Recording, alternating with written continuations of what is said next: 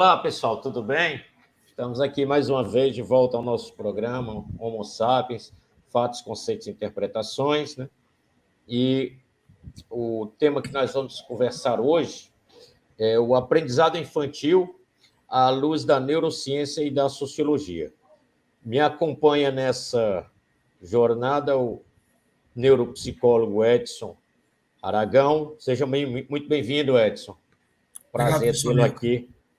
Eu vou fazer aqui uma rápida introdução aqui, até para os nossos telespectadores, e aí eu já começo com algumas dúvidas mais frequentes, pelo menos para mim, sobre o tema, para transmitir para a autoridade do Edson explicar melhor para nós alguns conceitos, né, sobre o aprendizado infantil à luz da neurociência.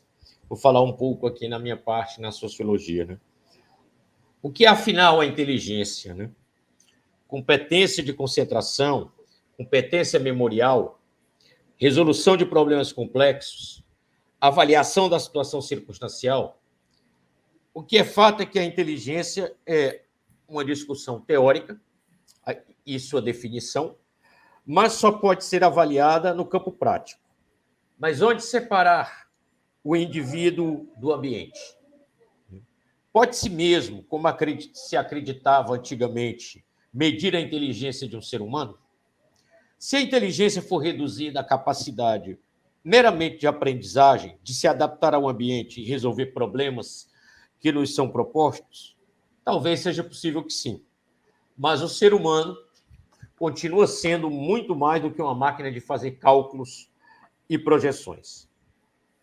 Problemas auditivos, visuais, de motricidade e de concentração são, na maioria das vezes, descartados nos testes convencionais de inteligência que determinam a pretensa medição da capacidade cognitiva.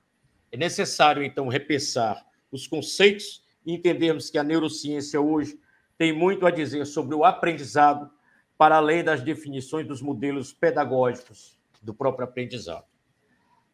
Temos o objetivo de debater a questão do aprendizado infantil. Durante muito tempo, a inteligência infantil confundiu-se com a inteligência escolar, o que nos remete à questão do aprendizado.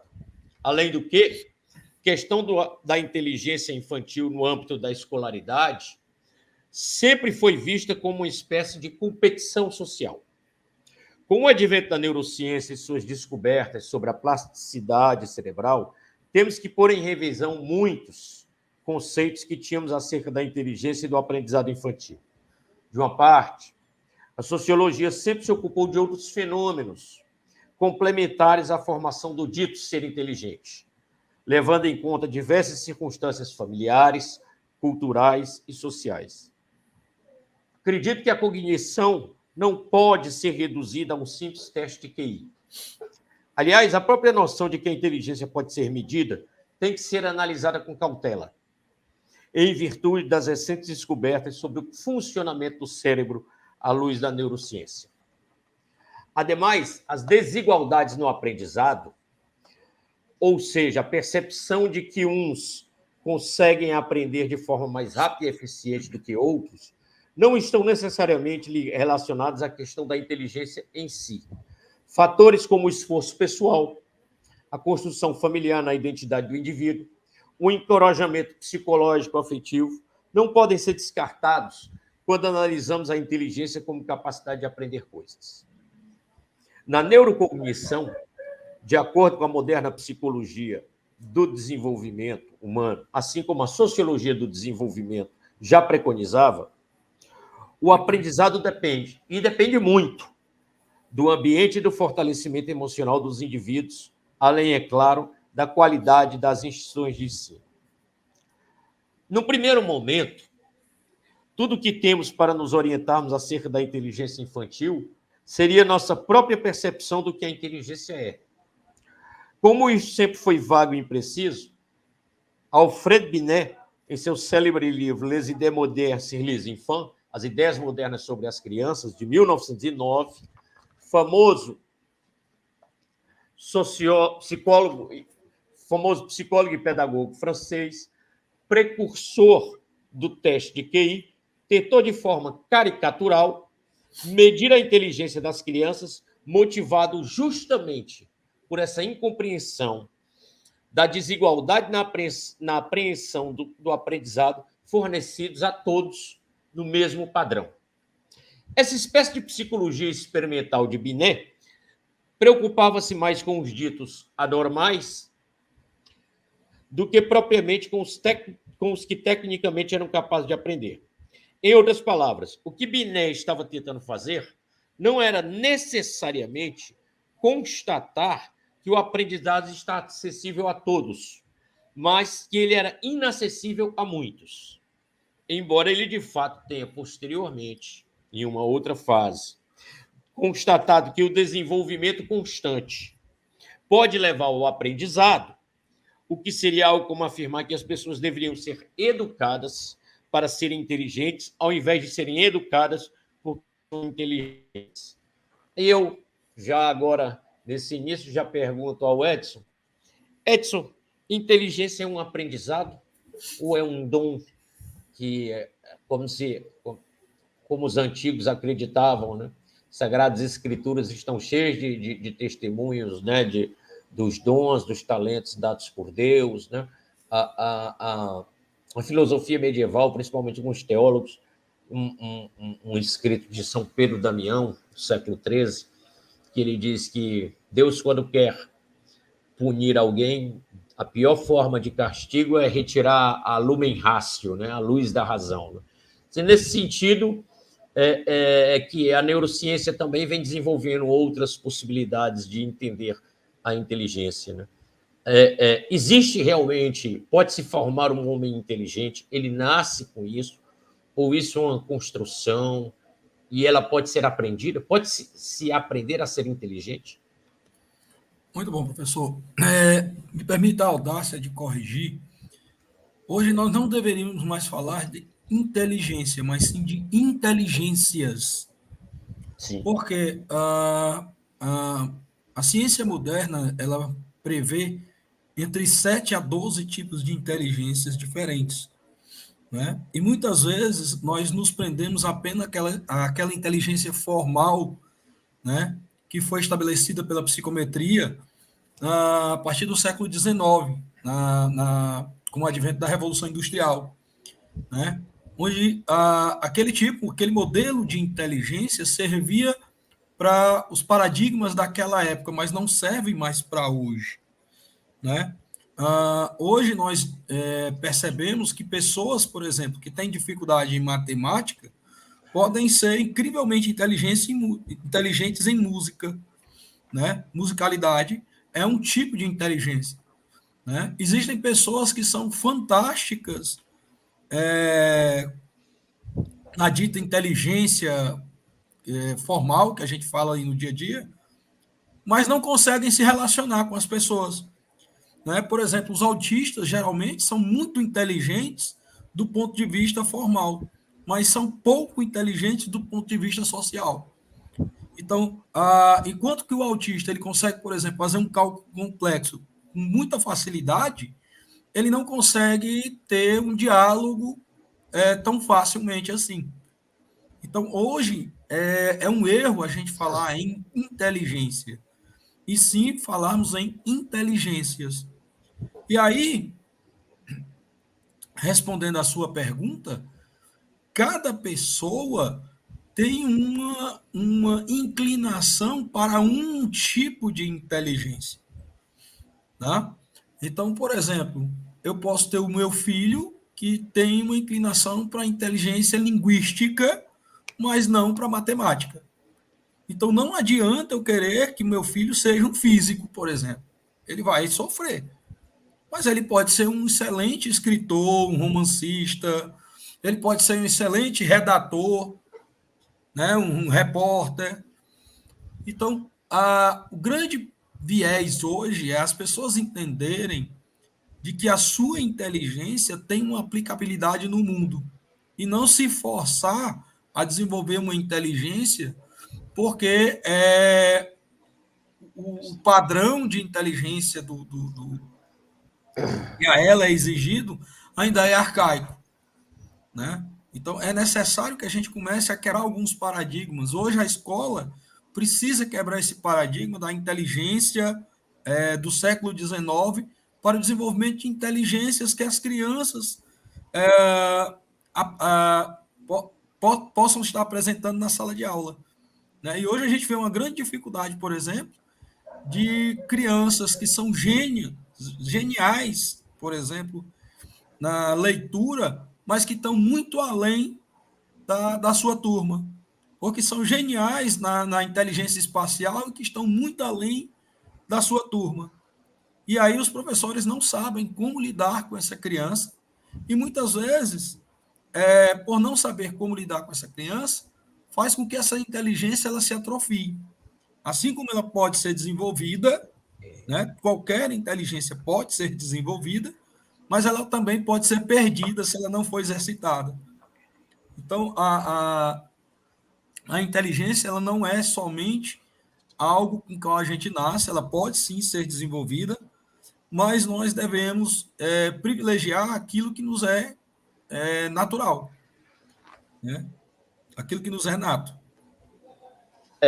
Você falou nessa questão do desenvolvimento e no encorajamento das inteligências, digamos, específicas das crianças e das suas habilidades que devem ser encorajadas, mas ainda realmente concordo, ainda estamos muito longe de podermos idealizar ou vislumbrar um cenário onde nós possamos particularizar esse saber e encorajar as crianças, né? Embora eu acredite que seja o melhor método para instigar o aprendizado, né?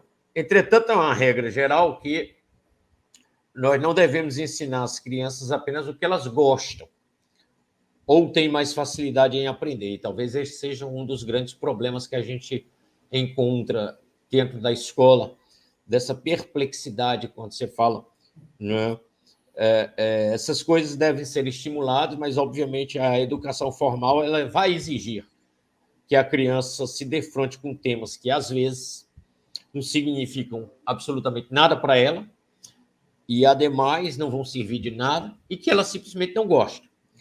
Essa é a grande questão, é aquela velha história que os pais fazem esse questionamento, não por conta da capacidade cognitiva da criança, mas do método, né? Meu filho vai tão bem em história, mas é burro em matemática, né? Então, assim, essa questão. Da mesma maneira que nós estamos discutindo as inteligências, né? O que definiria isso que as pessoas chamam de burro? Porque eu não consigo também entender o que seria a burrice sob o ponto de vista... Eu acredito que essa questão de medir e de avaliar a inteligência por cálculos e por psicometria, e como você falou, e tudo, essa tentativa do Binet, ele tem dois problemas, eu acredito. Quando você pega uma criança e enquadra ela entre inteligência alta, inteligência média ou inteligência baixa, você corre um risco de proporcionar àquele que é enquadrado na inteligência alta, encorajá-lo a uma falsa ideia desmedida de si mesmo, e ao que está lá no outro parâmetro, uma baixa autoestima e um sofrimento desnecessário que talvez ele não precisasse passar, né? Eu mesmo, meus pais nunca me submeteram a teste de QI, eu também não sei como, né? Mas o que é fato é que eu queria deixar claro aqui que nós aqui estamos discutindo aqui essa questão do aprendizado do ponto de vista cognitivo, porque toda essa discussão aí que surge lá com o Alfred Binet, né? Ele faz as medições, né? E a questão da percepção dele sobre o aprendizado infantil a partir de dois prismas: o da cognição propriamente dita e o do que ele chama de problemas de personalidade. Nós estamos falando aí de distúrbios mentais, né? E aí eu vou excluir essas questões de ordem psiquiátrica, né? e tudo, e vamos entrar no campo propriamente, na sua experiência como psicólogo, e que você atende crianças e adolescentes. É comum chegarem pais com essa demanda de que meu filho, com essa preocupação de que meu filho talvez não seja inteligente, porque não vai bem na escola. Quer dizer, por trás disso há outros fenômenos, outros problemas, como a questão do encorajamento familiar, dos traumas e tudo. Aonde separar isso, né? E onde colocar isso? Porque a escola não tem como avaliar esse tipo de problema. Né? Para eles, trata-se de competência cognitiva. Né? A gente não sabe fazer, não sabe fazer. Precisa aprender. E se não aprende, né? Então, assim, eu imagino que deva ser uma demanda grande de pais que lhe procurem com essa possibilidade, né? E esse medo irracional, até digamos assim, de que talvez meu filho não seja tão inteligente quanto eu gostaria que fosse, ou não tivesse essas inteligências, né? Queria que você falasse um pouco dessa experiência aí, Edson, com as crianças especificamente. Muito bom. Não é fácil a gente chegar e definir quem é ou quem não é inteligente, né? Existe até uma história sobre Albert Einstein, de que ele foi desencaminhado da escola porque tinha dificuldade de aprendizagem. Sim. Né? E ninguém pode duvidar, por exemplo, que Einstein é considerado um gênio da humanidade, mas na escola ele falhou. Né? Então, algumas vezes, os pais chegam na sala, no nosso consultório, buscando uma ajuda, e muitas vezes eles são atrapalhados por essa questão de que, por exemplo, o meu filho tem que dar conta de tudo, ele tem que ser inteligente em tudo. Ele tem que tirar 10 em matemática, 10 em português, 10 em redação, 10 em física, química. E, infelizmente, isso não é verdade. Né? Existe um fenômeno muito interessante no cérebro humano que é chamada poda neural. O que é essa poda neural? O nosso cérebro ele gasta muita energia no dia a dia com várias situações. Então, ele começa a desligar algumas ligações, algumas sinapses que não são úteis para ele. Por exemplo, o professor Amilcar, com certeza, durante sua vida escolar, tirou boas notas em física. Tá? Mas será que o professor Amilcar hoje tiraria uma boa nota naquela prova de física, de ótica, que ele fez lá no primeiro ano do ensino médio? Né? Que ele estudou para o antigo vestibular, né? Será que você tiraria essa boa nota, a mesma nota, esse 10 que você tirou em ótica, quando estudou naquela época? Com certeza não. Por quê? Porque, com o passar do tempo, o seu cérebro desligou as células que tinham as informações necessárias para tirar uma boa nota naquela prova. E precisou dessas células para novas informações das quais você se vale hoje no seu dia a dia. Só que a gente pensava anteriormente que esse fenômeno só acontecia na adultez. A poda neural ela só acontece quando o indivíduo se torna adulto. E a neurociência mostra que não, que isso acontece também na infância. Então, hoje os pais querem forçar um nível de conhecimento dos filhos desnecessário. Né? E aí a gente vai entrar hoje num novo paradigma. Tá? Qual seria esse novo paradigma? Por exemplo, quando eu estava estudando, era necessário fazer um curso de inglês, fazer um curso de espanhol. Mas hoje, será que é obrigatório fazer esse curso de inglês e espanhol quando a gente tem equipamentos do tamanho de uma caneta capazes de traduzir 35 idiomas? Então, a gente precisa hoje reformular o nosso conceito de não só de inteligência, como de aprendizagem. E muitas vezes os pais chegam no consultório com crianças inteligentes, sim, mas com inteligências diferentes daquela que os pais gostariam que fossem desenvolvidas. Crianças, por exemplo, com inteligência espacial, com inteligência cibernética, né? O que seria essa inteligência cibernética? De trabalhar com computadores, com tablets, com esses smartphones hoje, né? Muito melhor do que a gente está, do que nós adultos trabalhamos. Por quê? Porque isso já faz parte do dia a dia deles muito mais cedo do que o que fez na nossa época. Então, muitas vezes os pais chegam desesperados com filhos que têm sim um potencial de inteligência, mas diferente daquilo que é cobrado por eles e pela escola tradicional, né? Hoje tem um questionamento, por exemplo, sobre como é que a pessoa aprende, né? E qual seria a melhor maneira de conduzir esse aprendizado. E a escola, infelizmente, hoje está muito além, muito aquém, perdão, das necessidades de aprendizagem das nossas crianças. Então, um filho, uma criança que esteja se dando mal numa determinada matéria, não significa dizer que ele não tem inteligência. Significa dizer que a inteligência para aquele tipo, né, de conhecimento que ela precisa não é satisfatória. Mas isso não significa dizer que ela seja burra. Né? Por quê? Porque ela pode ser um gênio, por exemplo, em música, ela pode ser um gênio em matemática e falhar horrivelmente em química. Tá? Então, o que a gente precisa entender é o seguinte: primeiro, meu filho deve desenvolver a inteligência que é mais nata dele, que é mais próximo do que ele desenvolve naturalmente. Por quê?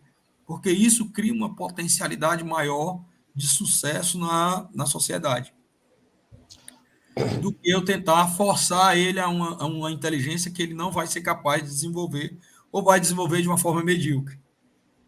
Né? Então, os pais precisam dar um tempo para os seus filhos, entender que os seus filhos possuem inteligências diferenciadas e estimular o filho, estimular a criança a desenvolver o seu potencial intelectual na medida certa, no tempo certo. Edson, então, pelo que eu estou entendendo até agora, a família também exerce um papel fundamental nesse processo, tanto no pré-escola como no pós, né? Tanto antes de ir à escola quanto no retorno à escola, né? Ela exerce esse papel fundamental na questão do desenvolvimento do aprendizado, né? E aí eu pergunto, diante disso que você expôs, as deficiências de aprendizado, elas sempre vão ser da ordem das competências cognitivas ou pode haver alguma coisa de estrutura sociocultural, ambiental, emocional, afetiva, psicológica aí que incida nessa questão? Sem dúvida, o aprendizado ele não acontece de uma maneira única, tá? Ele sofre influência de vários fatores. Então, não tem como eu aprender, por exemplo, num ambiente que me é desfavorável ao exercício da aprendizagem. Então, um ambiente, por exemplo, onde eu não tenho a nutrição adequada. Né? Hoje, é muito sabido pela neurociência que a falta de determinadas vitaminas geram, sim, déficits cognitivos, déficits intelectuais, que impossibilitam a aprendizagem. Então, uma pessoa que não tem a nutrição adequada, ela vai ter uma dificuldade maior de aprendizagem, ela vai ter uma dificuldade maior no desenvolvimento intelectual. Ambientes extremamente estressantes também são ambientes que desestimulam a aprendizagem. Né? Hoje é notório, por exemplo, o papel do cortisol, que é um hormônio produzido no estresse, durante situações de estresse. O cortisol, quando ele entra na corrente sanguínea, ele atravessa a barreira hematoencefálica e acaba prejudicando as ligações sinápticas. E com isso, ele também interfere no aprendizado, com isso ele também interfere no desenvolvimento intelectual. Então, ambientes extremamente estressores, ambientes extremamente hostis, são fatores negativos para o desenvolvimento intelectual, né? A questão emocional é muito importante também para a aprendizagem. Desculpe. Então, tá. Você não aprende aquilo que você não gosta. Tá? Não tem como você, por exemplo, ter um bom aprendizado em cima daquilo que você não gosta, que você é forçado a, entre aspas, aprender. Né? Você pode até ter aprendido matemática porque o seu pai te obrigou, mas hoje você não sabe mais muitas coisas daquilo que você aprendeu da matemática, porque a questão emocional impede que esse aprendizado se fixe. E a inteligência é a fixação do aprendizado. Aprender e desaprender é algo que nosso cérebro está sempre fazendo. E a inteligência ela ocorre quando esse aprendizado ele se torna fixo através do exercício diário daquilo que foi aprendido. Você vê, por exemplo, que uma pessoa, né, que tem uma grande inteligência corporal, um atleta que tem uma grande inteligência corporal, ele só desenvolve isso através dos treinos, das práticas de exercícios diários, né? O professor Amilcar, por exemplo, que é uma pessoa de uma mente brilhante, mas a sua mente só é brilhante porque todo dia você está estudando, todo dia você está ali lendo algo novo, ali você está aprendendo algo novo, você está exercitando a sua inteligência. Então, um ambiente que não favorece esse exercício, ele também é prejudicial. Tá? E existem também fatores de ordem pessoal. Né? Existem áreas do cérebro do indivíduo que são mais desenvolvidas que outras. E isso é um fator de ordem neurológica. Né? A gente pode dar um exemplo aqui, por exemplo, um exemplo muito clássico disso é o autismo ou TDAH, tá? Ou crianças com dificuldades específicas, como dislexia, descalculia, outras coisas. Nós temos disléxicos que são bem-sucedidos, né? Apesar de terem a dificuldade na leitura, né? Mas essa dificuldade não impediu eles de desenvolverem outros tipos de inteligência, como, por exemplo, a inteligência interpessoal, a inteligência matemática, a inteligência visoespacial. Então, existem áreas do cérebro que podem estar comprometidas e isso nos trazer a dificuldade de desenvolver certas inteligências. E aí a gente precisa entender e respeitar isso. Hoje é uma tortura muito grande, por exemplo, para crianças que têm transtorno do déficit de atenção e hiperatividade, o TDAH, porque ela tem déficits em estruturas neurais que trabalham controle inibitório. Então, essas crianças elas não conseguem ficar sentadas 40, 50 minutos de aula. É impossível para elas. Né? E elas geralmente são taxadas de quê? Né? Crianças problemáticas, crianças que dão trabalho, crianças que são burras, porque até a forma de avaliar, professor Amilcar, ela também interfere na medição dessa inteligência. Crianças que têm déficit de atenção e hiperatividade, elas precisam de um tempo maior para fazer a sua avaliação. Não que elas sejam burras, não que elas não saibam responder, mas apenas que o déficit de controle inibitório não permite que elas respondam no tempo adequado. E isso gera uma situação complexa no quesito de avaliação de inteligência.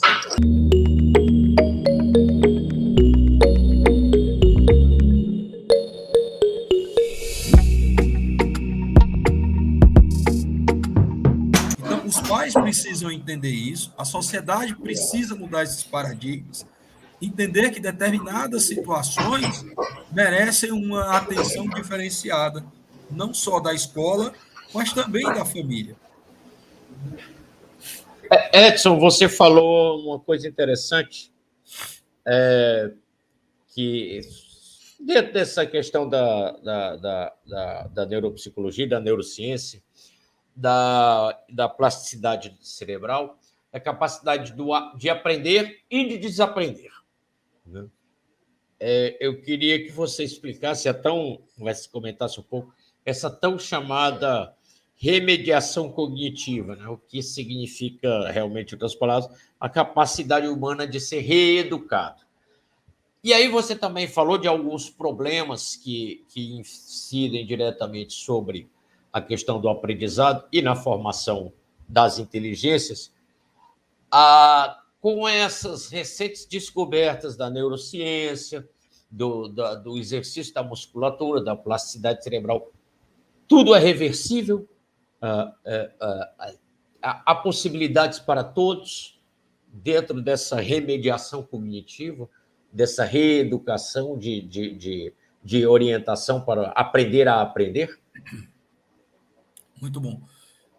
Professor Izquierdo, que era um grande neurocientista, ele falava que a capacidade de esquecer é tão importante quanto a de lembrar. Né? Se você não lembra de algumas coisas, isso é um problema. Mas se você também lembra de tudo, isso também é um problema. Tá? Então, o nosso cérebro ele está sempre fazendo o que a gente chama de poda neural, ou seja, ele está sempre jogando fora aquilo que não é relevante para a nossa vivência. Por exemplo, será que para a vivência do professor Amilcar é relevante ele saber a fórmula do seno e cosseno? Né? Qual é o seno de 30 graus? Qual é o cosseno de não sei quanto? A equação logarítmica. Isso é relevante para o professor Amilcar hoje? Com certeza não. E aí, o que o cérebro do professor Amilcar fez? Rapaz, ele provavelmente esqueceu isso. Né? Quando eu falei aqui de expressão logarítmica, seno, cosseno, você fez uma cara já feia aí. Não sei mais nem o que diabo é isso. E tudo bem esquecer. Por quê? Porque esse esquecimento ele abriu espaço para que outras informações ocupassem o lugar. O nosso cérebro é como um grande HD, é como um grande disco rígido de computador. Se eu começo a ocupar ele com informações inúteis, eu não vou ter espaço para informações relevantes. Por isso que o nosso cérebro está sempre desaprendendo. Ao mesmo tempo que ele aprende, ele também desaprende. Né? Habilidades, por exemplo, que não são praticadas há muito tempo, são esquecidas, porque o cérebro entende que aquilo não é relevante. Mas, por exemplo, a habilidade que o professor Amilcar desenvolveu de leitura, de estudo, ela ainda é relevante para você. Então, é natural você ler um texto, é natural você fazer uma interpretação de texto com maior facilidade do que aquele, por exemplo, que não necessita dessa habilidade hoje. Necessita mais de uma habilidade matemática, um engenheiro, por exemplo. Né? Que precisa, um calculista, que precisa fazer o cálculo de uma obra.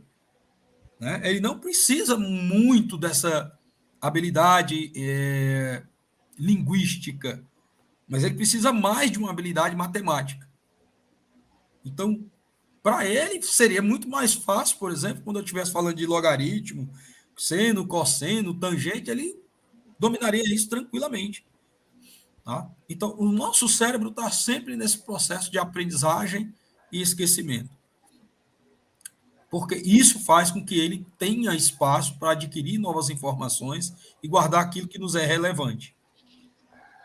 Sim, as pessoas podem, sim, aprender sempre. Não há... Hoje a gente começa a questionar se existem limites para essa plasticidade cerebral.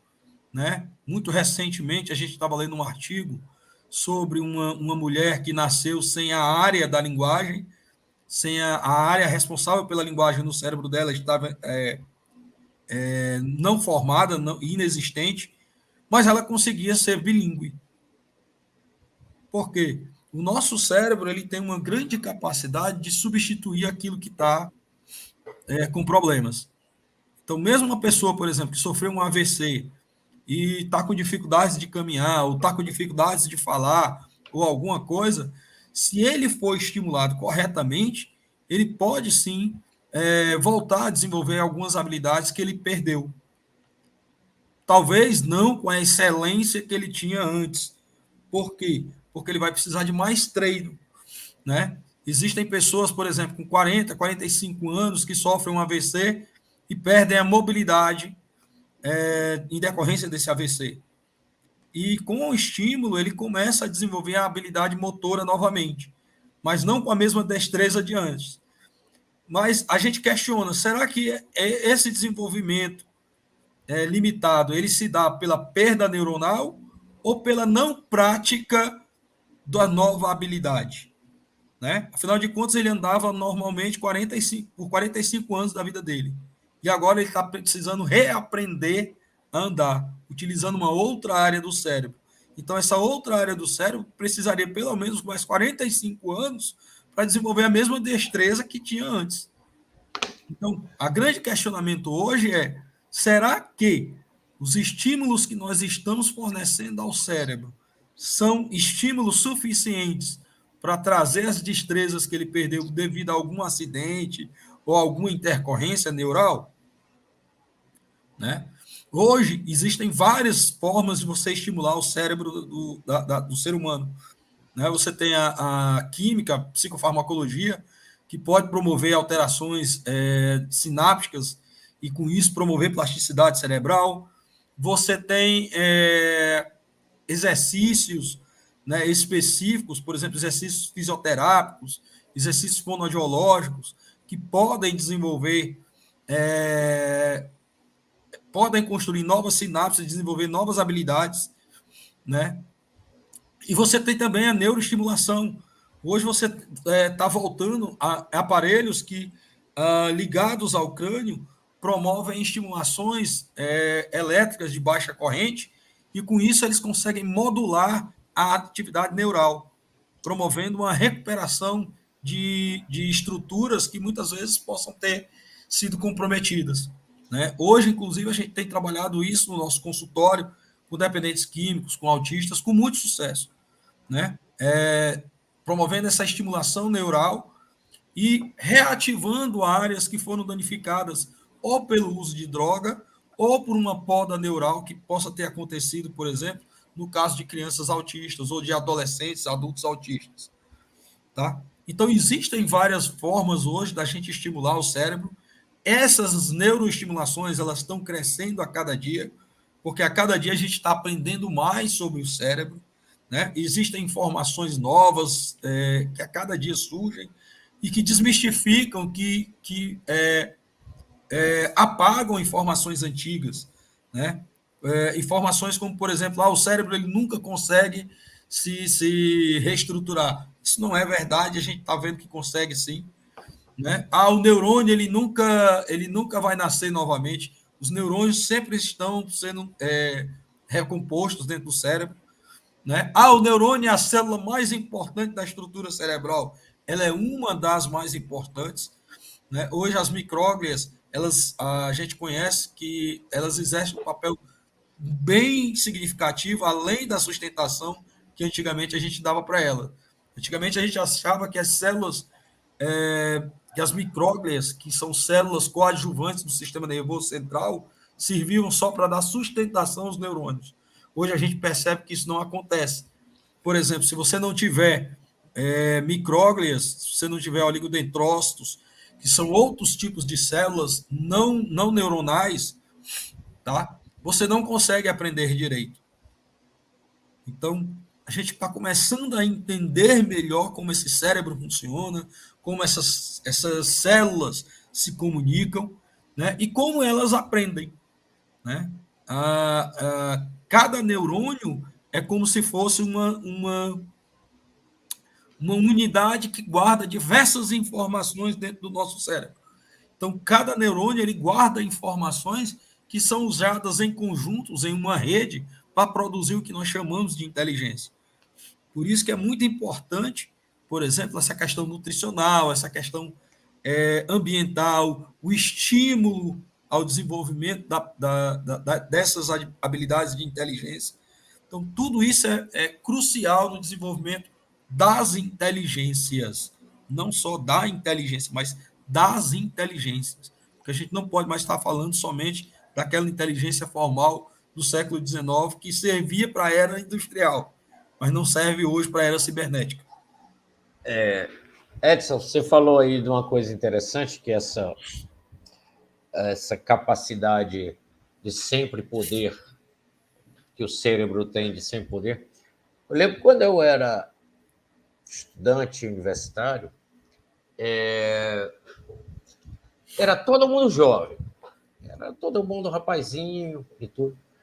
Houve um momento em que eu dava aulas já como professor e eu peguei alunos de 75, 77 anos e eu bem-sucedidos, né, já nas suas carreiras egressas e tudo, já realizados.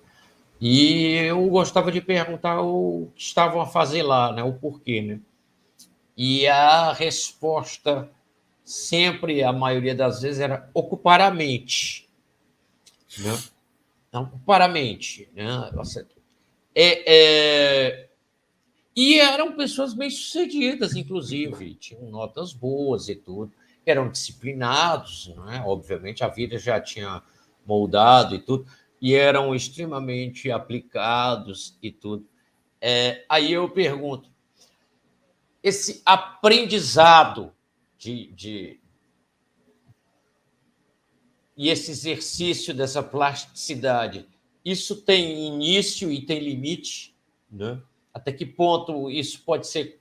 Quanto mais há uma idade em que isso deve ser observado, os pais devem observar e desmistificar, né, esse medo porque eu vejo que às vezes é uma questão de preconceito, né? Como eu falei, da educação escolar, ela abrange, inclusive, a questão da competição social, né? As crianças são estimuladas a ser o primeiro, né?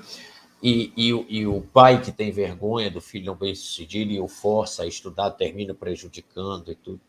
Ao mesmo tempo, tem um limite em que o ser humano vai parar de aprender, ou aí ainda ou a neurociência ainda não tem uma resposta para isso? Professor, eu dizia que o limite da parada de aprendizagem era a morte. Mas aí essa semana eu comecei a ler um artigo que informava que após a morte o cérebro continua ativo. Então eu duvido agora que o limite seja a morte, né? Mas o que acontece? O cérebro ele foi programado para aprender sempre. Tá? A função primordial do cérebro, né, a função primordial do encéfalo é a aprendizagem. Então, sempre vamos estar aprendendo. Quando nós paramos de aprender, o que acontece com o nosso cérebro é que ele começa a desligar aquilo que é importante. Então, por exemplo, se você prestar atenção, pessoas que se aposentam e deixam de exercer alguma atividade, elas têm muito mais possibilidades de desenvolver doenças do neurodesenvolvimento, neurocognitivas, perdão. Tem muito mais possibilidades de ter Alzheimer, de ter outras demências, tá certo? Do que aquelas pessoas que continuam se exercitando, continuam tendo uma atividade, sendo ativos, tá? Principalmente na área neural. Né? Agora, recente, a gente viu aí a reportagem de um senhor, não sei se é de Santa Catarina ou do Paraná, né? Que tem 80 e tantos anos de idade e que está na mesma empresa desde os seus 16 anos de idade. E extremamente lúcido, extremamente saudável, extremamente capaz de exercer as suas atividades. Então, a boa notícia é que enquanto nós estamos aptos, enquanto nós estamos vivos, o nosso cérebro sempre vai estar funcionando. Agora, se nós deixarmos de exercitá-lo, é como qualquer músculo. Né? Se você sentar e ficar sentado um ano sem caminhar, por mais forte que as suas pernas sejam, elas vão atrofiar. E quando você tentar se levantar, talvez não vá conseguir com a mesma destreza e a mesma facilidade que tinha antes. Então, o cérebro também é assim, ele precisa se exercitar sempre, ele precisa estar sendo estimulado. Né? Hoje a gente fala da reserva cognitiva. O que é essa reserva cognitiva? São áreas do cérebro que não estão sendo utilizadas, mas que devem ser estimuladas. Então, por exemplo, aí a gente vai para aquela questão do aprendizado inútil, né? Ah, mas para que eu preciso aprender matemática? Você precisa aprender matemática para que as áreas do cérebro responsáveis pelo cálculo elas sejam ativadas e elas estejam ali aptas a, em qualquer momento, assumir outra função que o cérebro necessite. Então, por exemplo, você imagina que alguém sofreu um AVC e esse AVC afetou a área motora. Essa área responsável pela matemática, se ela tiver sido exercitada, se ela tiver sido mantida ativa, ela pode assumir essa função motora e ela pode fazer com que esse indivíduo continue exercendo a sua motricidade. Então, as reservas cognitivas, elas existem para quê? Para que a gente possa realmente, o nosso cérebro ele possa substituir áreas que estejam, entre aspas, dando pane, dando problema, né, por essas áreas que estão ativas e estão saudáveis. Tá? A gente precisa entender que o nosso cérebro ele sofre a ação também de outras situações do nosso corpo. A gente falou, por exemplo, do cortisol, né, que é extremamente prejudicial à célula nervosa. Então, pessoas que têm estresse contínuo durante a sua vida, elas vão desenvolver uma demência mais cedo do que aquelas pessoas que tiveram uma vida mais tranquila. Pessoas que fizeram, por exemplo, o uso crônico de álcool e drogas, com certeza elas vão ter problemas cognitivos mais cedo do que aquelas pessoas que não fizeram uso de álcool e drogas. Agora, como isso vai afetar cada um, isso é muito particular, isso é muito individual. Mas a gente sabe, sim, hoje é comprovado pela ciência, de que situações, fatores ambientais, eles podem afetar o desenvolvimento, o neurodesenvolvimento, e eles podem afetar, sim, como o nosso cérebro trabalha, principalmente na nossa terceira idade. Tá? Então, é importante que a pessoa ela não pare, tá? Se você está se aposentando, vai lá ser voluntário de alguma atividade, vai fazer uma atividade qualquer que lhe dê prazer, mas continue exercitando a sua intelectualidade, continue exercitando sua mente, para que a sua mente esteja apta a dar conta das necessidades que você tem no dia a dia. Edson, eu fiquei maravilhado com essa questão dessa capacidade fantástica do cérebro em aprender, e até como você mesmo colocou, né, nessa remediação cognitiva, de ser reeducado. Né? Agora, me intrigou e me deixou curioso essa questão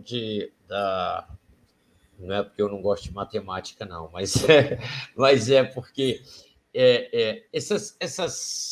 digamos, essas faces sombrias em que o sujeito acreditava que não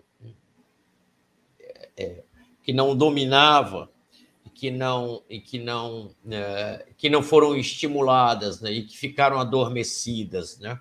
Assim, você falou dos estímulos que a neurociência traz hoje, né?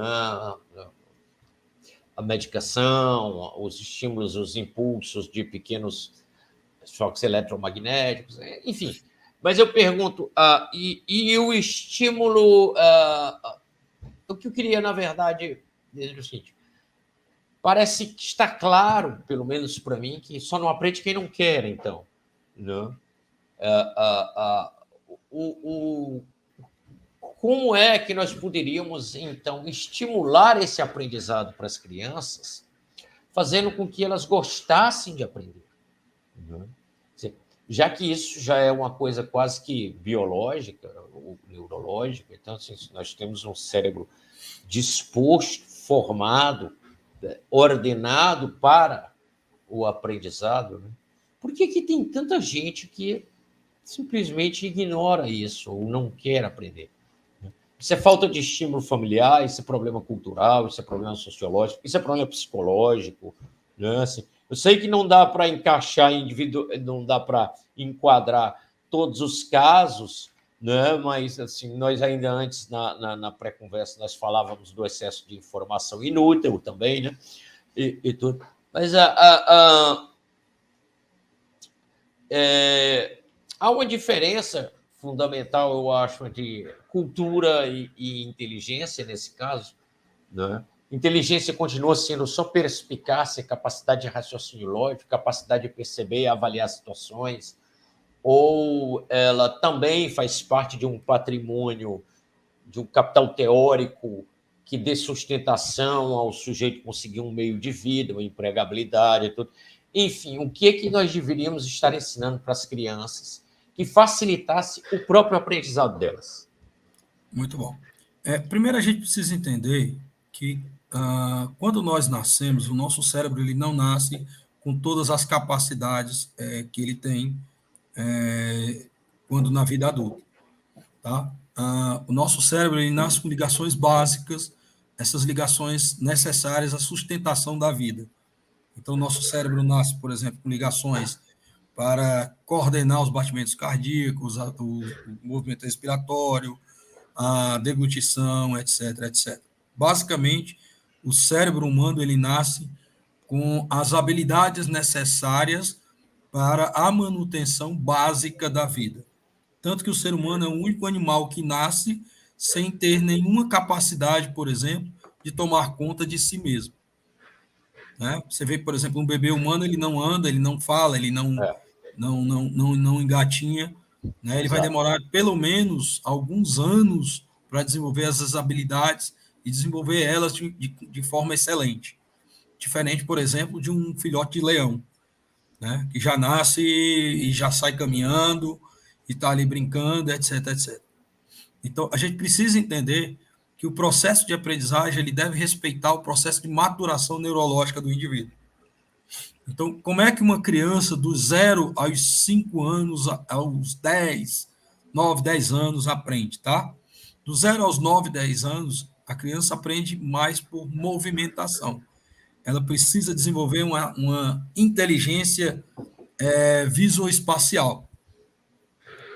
Mais do que português e matemática, tá? Os nossos filhos precisam aprender a se movimentar e a se integrar dentro do ambiente, porque eles foram neurobiologicamente programados para isso. Agora, então quer dizer, Edson, que o meu filho com 5 anos de idade não precisa aprender português? Ele vai aprender português. Por quê? Por uma necessidade de relacionamento, de sobrevivência, ele precisa aprender a falar, ele precisa aprender a compreender ordens dos outros para a sobrevivência. Então, o cérebro dele vai estar desenvolvendo. Mas, basicamente, ele aprende através de movimento. Então, nesse período, o aprendizado ele se dá através da motricidade. E aí, o que acontece? Muitas vezes a gente deixa os nossos filhos frente à televisão imóveis. Eles não estão aprendendo, eles estão ali visualizando, mas eles não estão aprendendo. Então, o ideal é o quê? É que você, pai, estimule a motricidade do seu filho durante o processo de aprendizagem. Então, por exemplo, eu quero ensinar o alfabeto para o meu filho. Então, vou pegar ali figuras do alfabeto para ele colorir, para ele desenhar, e aí vou estimulá-lo, vou recompensá-lo a partir do instante que ele consegue realizar aquela atividade. Por que as crianças, algumas vezes, têm resistência em aprender? Porque os pais não estimulam, só criticam. Você fez errado, você não sabe, você é burro, tá vendo, você não aprende nada, você não vai dar para nada. Não tem quem aprenda desse jeito. Né? Ninguém aprende através de estímulos negativos. A gente aprende através de estímulos positivos. Né? Então, se a criança está com dificuldade, vamos aqui, filho, deixa o pai te ajudar, deixa a mãe te ajudar, e ali vai ajudando a criança, e à medida que ela vai conseguindo fazer muito bem, parabéns, você conseguiu, olha aí, que legal, E aí a criança vai tendo vontade de prosseguir naquela atividade.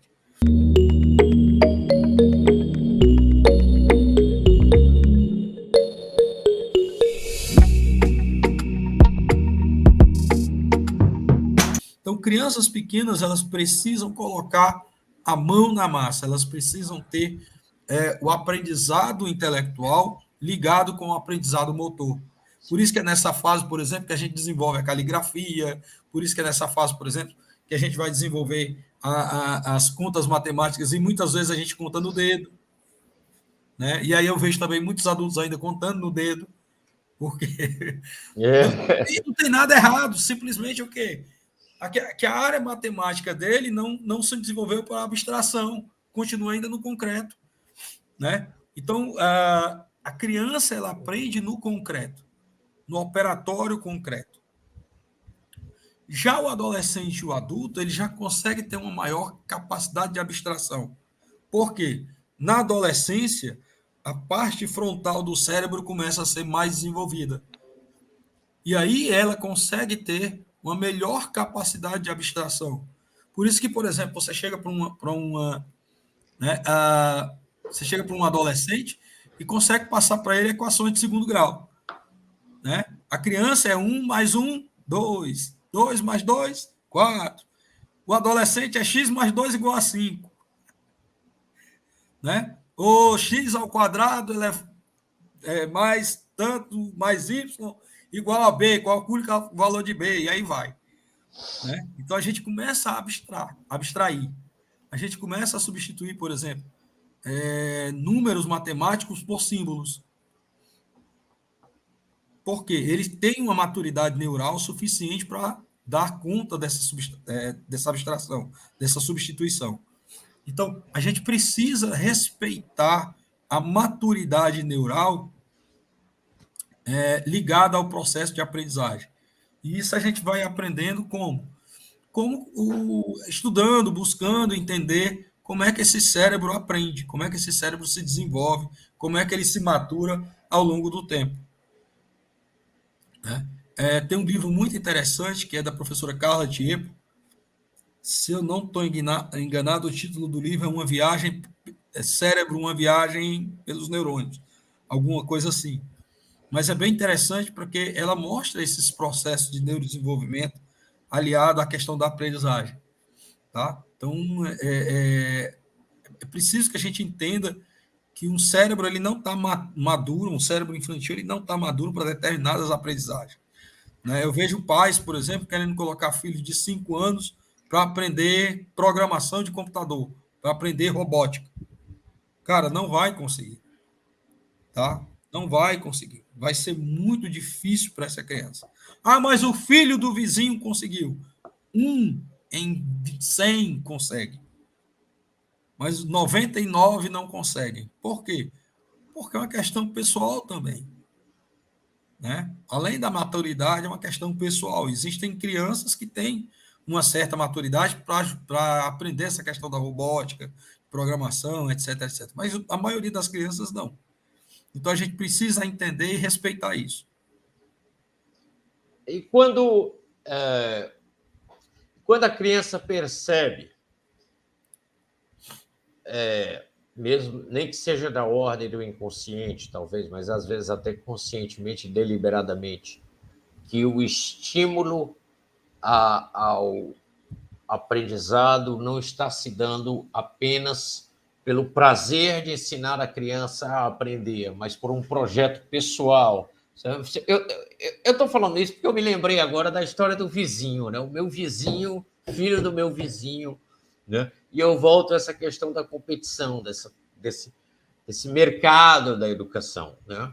Então, colégio tal aprova tantos por cento, faculdade tal. Então, aí pega a criança sem considerar nenhuma possibilidade, tira a criança de uma outra escola onde ela tinha laços afetivos estáveis e joga lá num universo de 2, 3 mil alunos, onde ela é só um número, não é? E isso não é levado em conta, não é?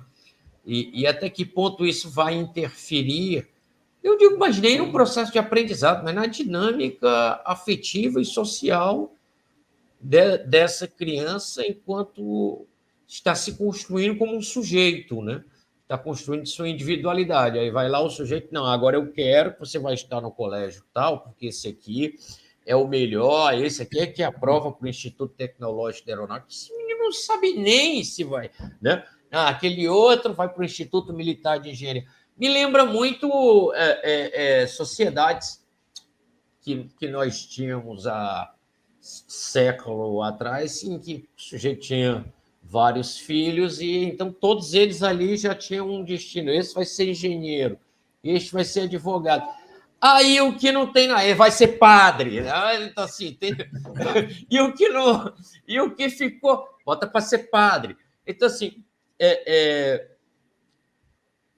até que ponto isso é saudável, né? Esse estímulo a gente já viu que a criança precisa realmente ter um ambiente favorável dentro de casa, né? Minimamente estável, sob o ponto de vista da intelectualidade, para que ela possa desenvolver, né? Sim.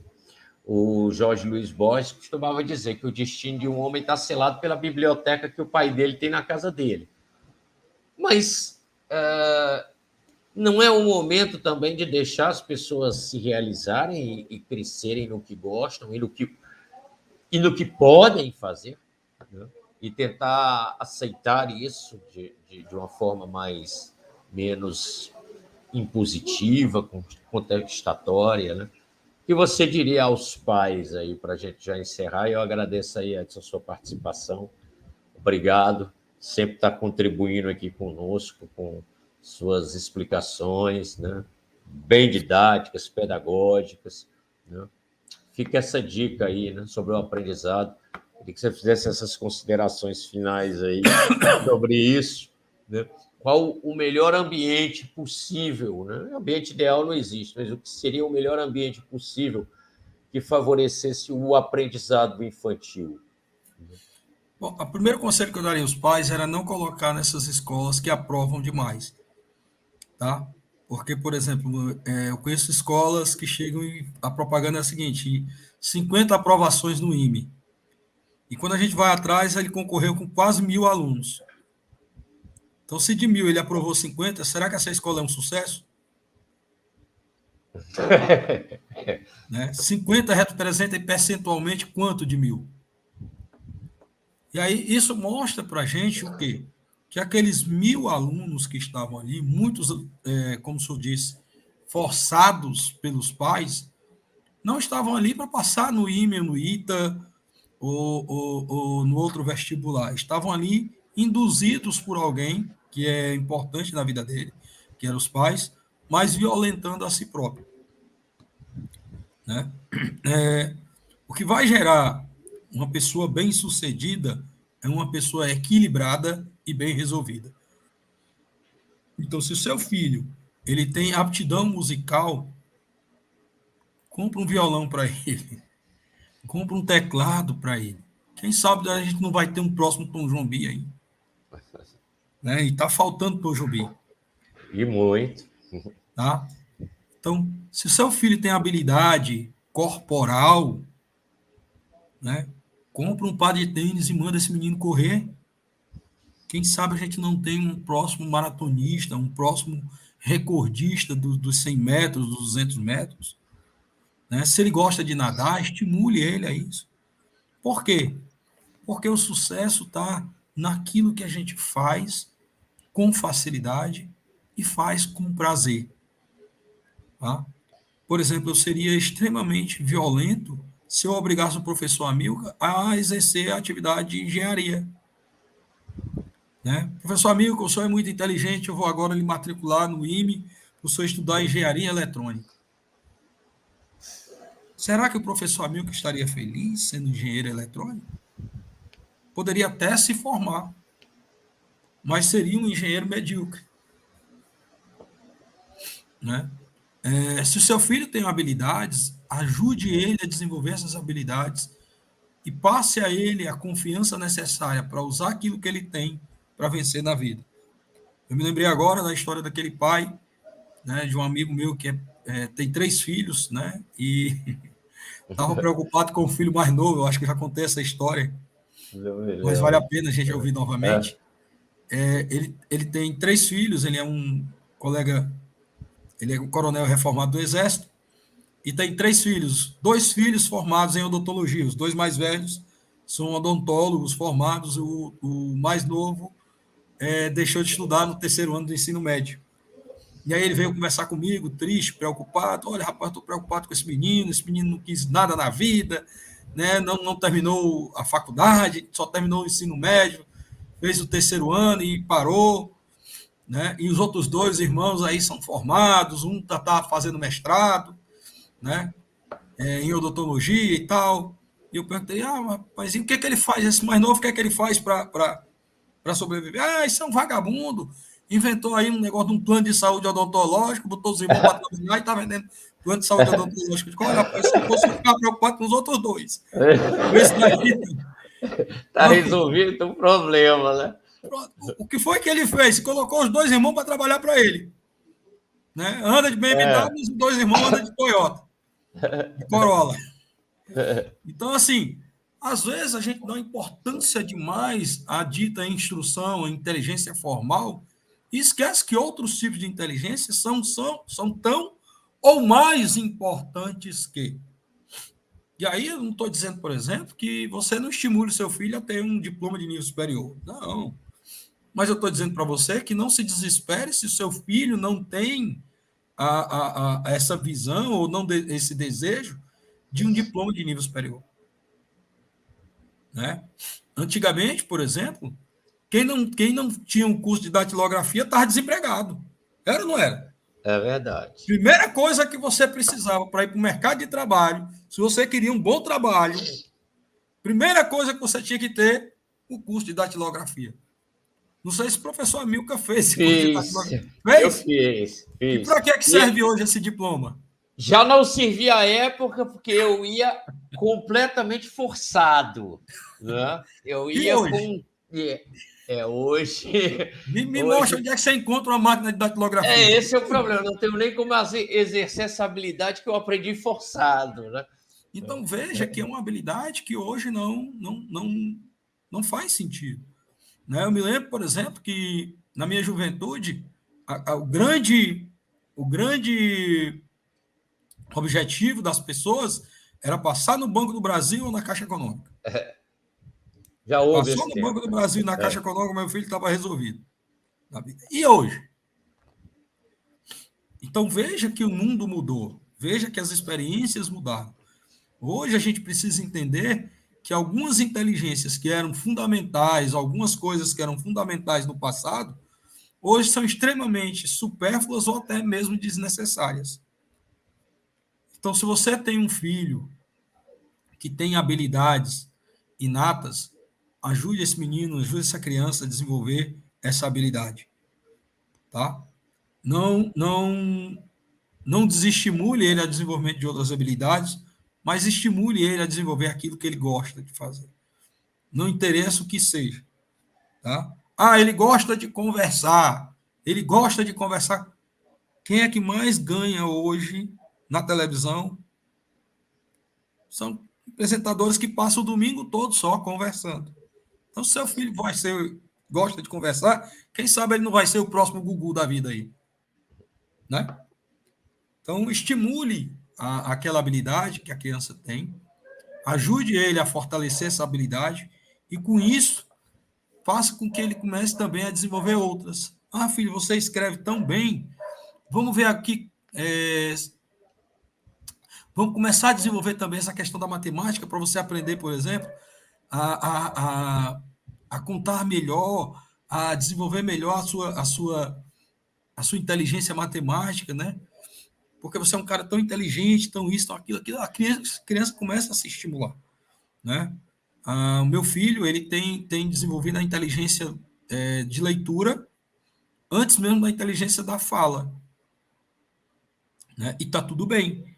E aí eu descobri que através da leitura eu consigo desenvolver a fala dele, porque ele começa a formar as palavras e está tentando ler as palavras. Ele lê as palavras não consegue pronunciá-las corretamente, porque aí já não é um problema mais de fala, é um problema motor, tá? E aí o que que acontece? Ele forma a palavra e ele começa a querer falar aquela palavra. Então, em vez de eu chegar e dizer, não, você não pode formar palavra, tem que falar, eu formo a palavra com ele e peço para ele ler. E aí ele vai aprendendo a falar. É um processo contrário, por exemplo, ao que a escola faz. A escola Sim. primeiro ensina a falar, para depois ensinar a ler. Né? Então, o meu filho, por exemplo, com 3 anos de idade, é o único da sala dele que lê e escreve. Só não fala. Né? Mas, através da leitura e da escrita, eu estou começando a desenvolver essa questão fonológica com ele. Então, não vou deixar que aquela habilidade que ele está desenvolvendo seja perdida, mas vou utilizar ela para um propósito mais positivo. E esse é o grande segredo que os pais devem adotar em casa. Tá? Permita que seus filhos sejam felizes, permita que seus filhos se desenvolvam as habilidades naturais, inatas, tá? E aquelas que ele está com dificuldade, ajude a ele. Ajude a ele elogiando, ajude a ele colocando na mente dele que ele é capaz de superar essa dificuldade. Eu agradeço, Edson, a sua participação brilhante aqui conosco, mais uma vez, no nosso programa Homo Sapiens, Fatos, Conceitos e Interpretações. Acredito que nos ajudou muito a entender aí muitas coisas que estão aí por trás dessa nova revolução aí do cérebro humano, né? E desde já agradeço em nome também dos telespectadores e da diretoria da TV RH Omnis. Sempre um prazer contar com você. E aí fica essa questão, né? Então, é possível aprender a ser inteligente, né? Ao invés de ensinar só a quem já é inteligente, né? Tá? Ficou bastante claro e tudo. Então, para você também, que não é que não é só pai, mas que já é um sujeito adulto e tudo, bem, fica a dica também, né, que o Edson deixou, movimente-se, né, leia, se organize, né, não pare nunca de aprender. Né. É uma poesia, não me lembro agora de quem é, um verso, não sei se é do Emerson, que ele vai dizer que a melhor coisa que se tem para fazer quando se está... Ele fala no momento de dor, de desespero, né? A melhor coisa que um ser humano pode fazer nesses momentos tristes da vida é aprender algo, né? Você sempre pode aprender a fazer uma estante, a ler um livro, como... Enfim, então o ato criativo é o que prepondera, né? Enquanto a mente funcionar e tiver a capacidade de criação, né? Isso ficou claro aí com o Edson, que deu essa explicação. Fica esse conselho a todos. Eu agradeço mais uma vez, Edson. Um abraço, boa noite a todos, né? E até a próxima, né? Esse foi o programa Homo Sapiens, Fatos, Conceitos e Interpretações, com o professor Amilcar Arruda, sou eu. Tive hoje aqui o Edson Aragão, neuropsicólogo, e nós conversamos sobre o aprendizado infantil à luz da neurociência e da sociologia. Forte abraço e fiquem com Deus. Até mais.